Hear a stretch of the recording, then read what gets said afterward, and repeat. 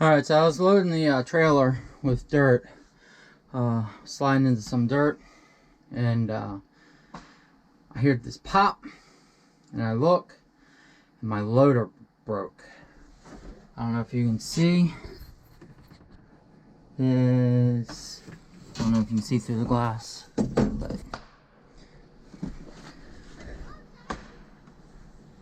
this side here is fine.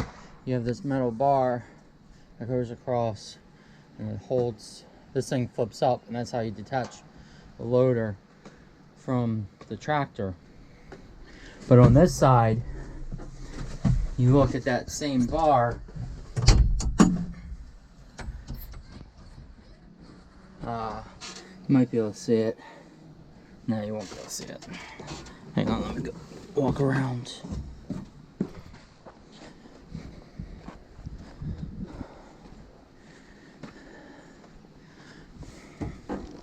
Alright, so I don't know if I can hold the camera and point to it, but that bar I just showed you,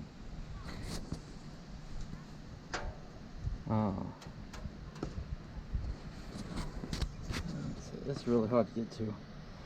Well, this bar right here broke off of this piece right here. It goes down, and there's a little square hole cut, and the bar is welded. Well, on that side, the weld just broke right off. So let me take the loader off, and I've never taken the loader off of this before, so this is new on me. But let me see about, well, let's see here. These hoses come in, they get looped around. Everything should, they go up, they get attached to this. So you have your quick connects right here, and I should just be able to pull those up, and this whole piece detaches from the tractor. Just make sure nothing else is zip tied. But all right, so I got the loader off, and you can see right here that this piece came out, broke the back of this. So I have to figure out how to put this back in this piece. What I'm gonna have to do is I'm gonna have to grind these welds off and clean up this. It looks like a bad weld job. Here, I'll show you. Alright, so you can see where the weld came off.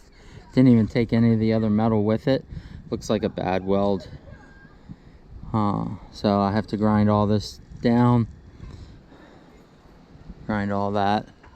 And it was welded on the other side, just on the top, which was welded here. It wasn't even welded on the outside. Huh. Alright, well, I think I'm going to do is I'm going to reinforce it. I'm going to weld it all the way around on the inside. I'm going to weld it all the way around on the outside. And I got to bend this piece back down. So yeah, I've never had any problems out of this Westendorf loader. It's a very strong loader. It just seems like this was a bad weld job. That's why it broke. So, and I was just driving into some loose dirt. But I think while I have it off, I have hydraulic leak all through here. I'm gonna figure out, I'm gonna cut these zip ties off. I'm going to figure out where my leaks are. I gotta take this bolt out, and there's a bolt up here. I'm gonna take those out, and I'm gonna pull the hoses off and away, and I'm gonna find my leak. I'm going to tighten all these connectors, these fittings down. And I do believe it was running down this hose. It was running down this hose and soaking all these. It's very possible these also have a leak, but I'm gonna clean them up and figure it out. So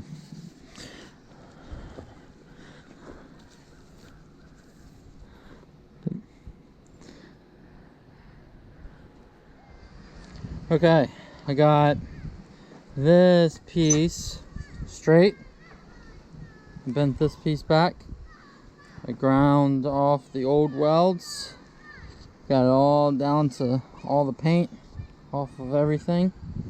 Nice and clean. Got this little piece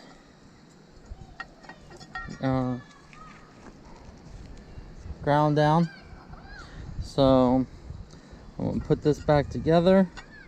I'm gonna put a couple of tack welds on it, make sure everything lines up properly, and then weld everything up. So yeah, everything looks straight. All right, let me go and do that before I run out of daylight.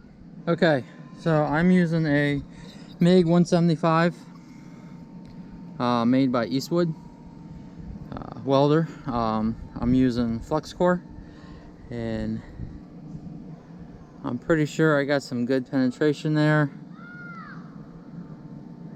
all the way around. And then on the inside you can see, I'm not sure if you can see, but there's some serious color. This is a 1/4 inch steel. This is a solid steel block rod. I'm not sure if you can see that, but there's definitely some colored decoloration on the inside of the metal, so I'm definitely heating it up and melting that. And then yep, so all right, so let me just tap in this this piece here, straighten that up, and I'm going to weld it front and back, and I'm going to weld it all the way around. I'm not sure if I'm going to weld it on here on this one or not. I probably should, just to be thorough. Here, let me get my wire brush. Let's clean that outside weld up a little bit.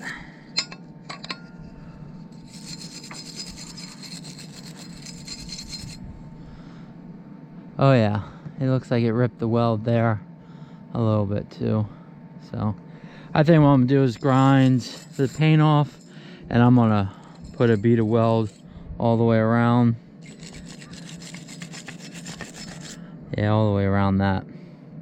You can see right here, there's missing some weld there. So yeah, I think that's what I'm gonna do. And then the other thing I noticed on the lift arms right here, and I'm not sure if this is new, but it looks like the metal ripped right here where it bent. So I'm going to grind the paint off of here, and I'm just going to put a bead of weld on that rip there so it doesn't rip anymore and cause any more problems. The other side is fine. There's no ripping or anything. So you can tell right here, there's nothing. So this side is solid. The other side was, I need to fix that. But all right, let me get busy. Now I got the paint off, you can see, if it'll focus. That's one, that corner right there is a crappy weld.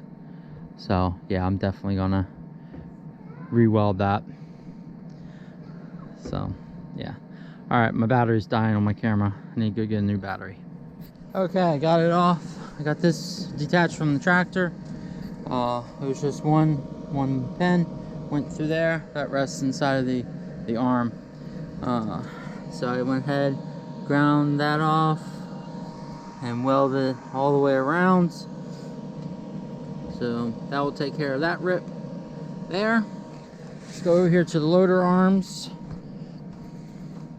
I went ahead and put a bead along the two outsides. Those were the worst looking welds. I figured just reinforce it a little bit. Now on the inside, I noticed that on each corner it started ripping the metal, and I forgot to point that out. But anyways, I took the weld down, and then I took it up underneath about 1/2 inch on the bottom, on the inside, and there's the outside, and that's still really hot. And then I'm not sure if you can see it, but same thing on the other side. I just put a bead of weld. On factory, on the inside, they just put a top weld on it. They didn't put welds anywhere else on the inside. I went ahead and did weld it all the way around on both sides. And then let me grab my glove.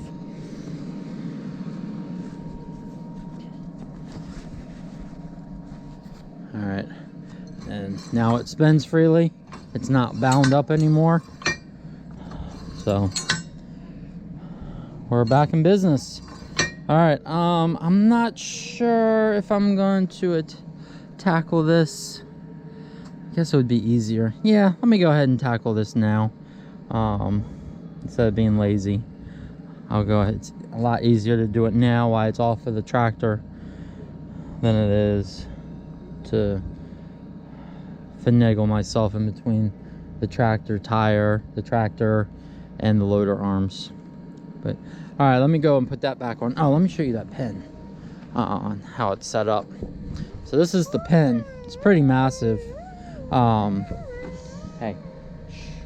And it basically just slides in this hole, that hole there, and the top just rests on top there. Let me show you the other side.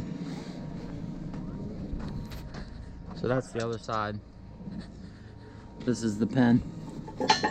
Goes through, and it just has a little latch on the back side. So, all right, let me get that back on, and then I'll tackle the hydraulic leak on these hoses. So when I got my Westendorf for my tractor, there's actually a story behind that. The loader that came with the tractor, I was taking out a stump, and I went to go pick it up, and I took the grappled around the roots, curled the bucket back, and on both of the arms that attached to the grapple, they both just buckled and bent. So they replaced the loader, and then I got out on another job, went to go pick up some logs. They're like 15 foot logs, and the loader arms were just, it was twisting, and the metal's weak. Short story. So they took that loader back. They reimbursed me that loader, the massey loader, cost, and put it towards the Westendorf loader, and I just had to pay the difference, which was, that's a $10,000 loader. So I think I end up paying $6,000 or $7,000 for it when it was all said and done. But I haven't had any problems with this loader. I really like it. It's really strong. And the problem that I had today, I've had this for 5 years, or I'm sorry, not 5 years. I've had this for 3 years. The tractor's only 3 years old.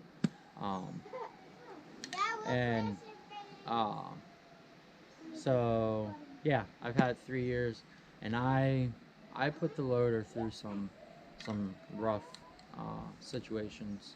I've had 30 foot logs on the end of it. just because I didn't have a chainsaw to cut them up smaller, and I had the room to move them around. But yeah, it's the first time, and it was just a bad weld job.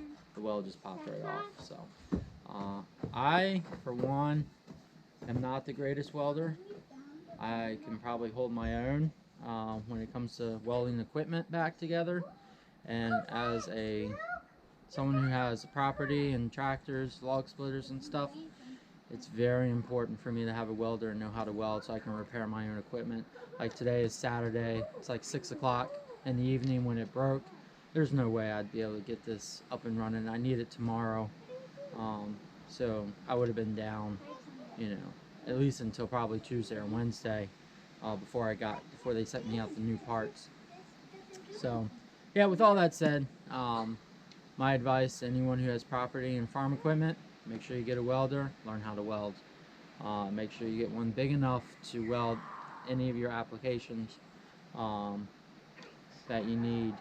Now, I'm not going to go be welding, you know, 1-inch steel, you know, structurally, but if I need to hold something together, then I can get that done until I can find someone or get me by.